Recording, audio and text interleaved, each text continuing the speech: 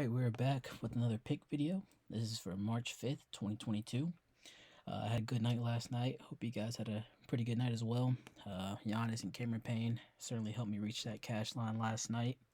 Um, look forward to nail some of these guys again tonight. I hope you guys reach that cash line.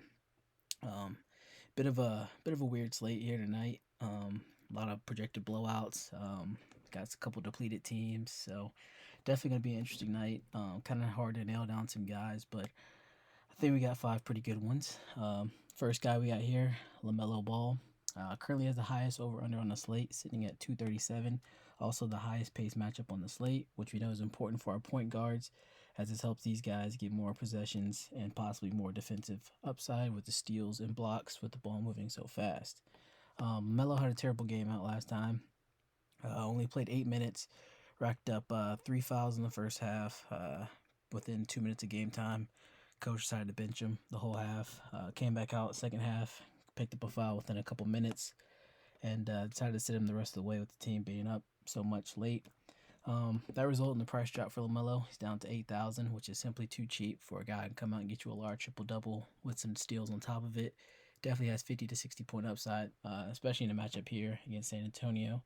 So definitely too cheap. And with him coming out having such a terrible game last night, I believe he's going to come out motivated and look for a bounce back game. Also, a great matchup for San Antonio. They've been the best matchup for point guards over the last 5 games. They just allowed 59 points to both Ja and De'Aaron Fox. And with LaMelo Ball being in the same tier of those guys, I believe he can come out and have a smash game as well. Next guy on our list, we have Jakob Poeltl. Same game environment as LaMelo, so great game environment, fast paced. Matchups to help Jakob Poeltl with the rebounding opportunities, more shots going up, should present more rebounding opportunities. And also higher defensive upside, again, with the ball moving so fast, higher steal upside, and higher block upside.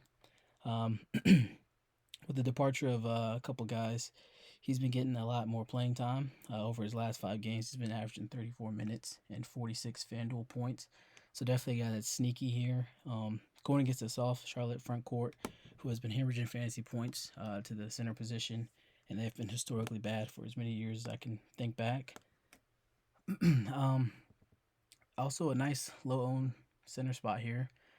We have Embiid, who's highest price center on the slate and very popular since the arrival of Harden, as he should be, doing so well as he has. But he's going against a tough Miami defense with Bam Adebayo also being a reputable defender, and we have Karl-Anthony Towns getting a lot of ownership attention as well, with him going against Portland and with Anthony Edwards possibly being out again. But it's also a blowout matchup, so we might not get a full allotment of cat minutes. So this leaves me on Jakob Poeltl. Nice low on pivot, but a guy has been doing pretty well.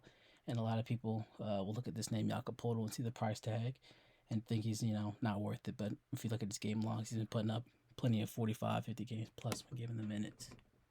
Next guy on my list, we have Jaren Jackson Jr. Healthy over under again. Currently sitting at 230 and the second highest team total on the slate. Going against the Orlando team that's down Wendell Carter, so that should present an easier matchup for Jaren Jackson Jr. on the offense side of the ball.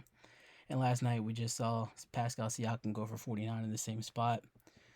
We have some blow-up potential in this game, but Jaren Jackson Jr., he's a guy who can put up a bunch of points in a short period of time due to his block upside and rebounding upside. And he's also coming at a reduced price tag, about 6,800, which is usually priced in the 7,000 to 8,000 range.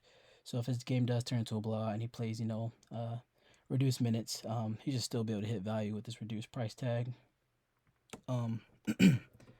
Next guy we have on the list here, kind of an oddball, but I played him last night. He definitely helped me out. We have Jaren Vanderbilt. Going against a depleted Portland team, as I mentioned at the top of this video. And this team can come out sloppy, as they have been when they've been depleted since the All-Star break. With him coming out sloppy, this can allow Jaren Vanderbilt more defensive upside as far as steals and blocks. Last 4 power forwards against Portland have had at least 3 or more blocks or steals. And history shows whenever this guy goes out there and racks up some defensive stats, he can put up a nice point total as far as fantasy point total, and also present some more rebounding opportunities with such, poor players out there. And that's Jared Vanderbilt's specialty. Has a great history versus Portland. He's been averaging 39 fantasy points versus Portland over his last 3 starts. Is coming out to look to back that up tonight. Also coming in at a cheap 4,200. Kind of a lower owned overlooked value play for you guys.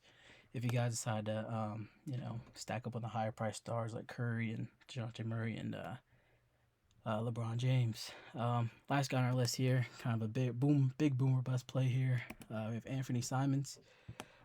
Like I mentioned previously, entire Portland team depleted, especially with Josh Hart being rolled out. This kind of leaves Anthony Simmons with a bunch of 10-day contract guys and guys who should belong on the bench. So somebody has to score on this team. The only guy, like I mentioned earlier, who's capable of doing that is probably Anthony Simmons. So he should be able to take as many shots as he can handle. And he showed in the past whenever he's able to take up 20-plus shots a game. He's had some great fantasy outings, 40 to 50-point games. Also coming against a Minnesota team that's coming off a back-to-back. So they could come out with tired legs, play a little sloppy, keep this game closer than expected. And it's also a great matchup versus Minnesota, as they've been very good allowing fantasy points to point guards over the last 15 games. So there's their fourth team with the highest point guard points allowed.